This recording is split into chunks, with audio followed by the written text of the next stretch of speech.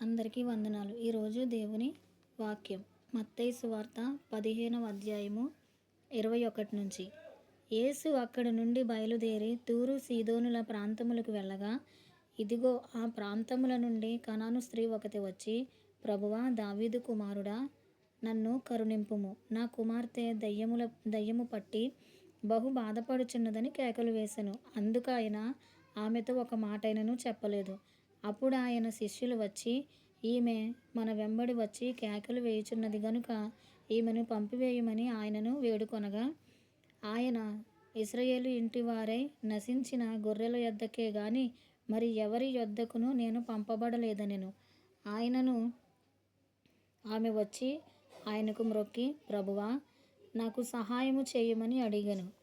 అందుకాయన, పిల్లల రొట్టె తీసుకొని కుక్క పిల్లలకు వేయుట యుక్తము కాదని చెప్పగా, ఆమె, నిజమే ప్రభువా, కుక్క పిల్లలు కూడా తమ యజమానుల బల్ల మీద నుండి పడు ముక్కలు తినును కదా అని చెప్పెను.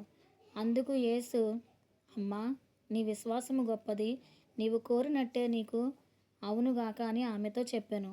ఆ గడియలోనే ఆమె కుమార్తె స్వస్థత నొందెను. దేవుని వాక్యం దీవించునుగాక.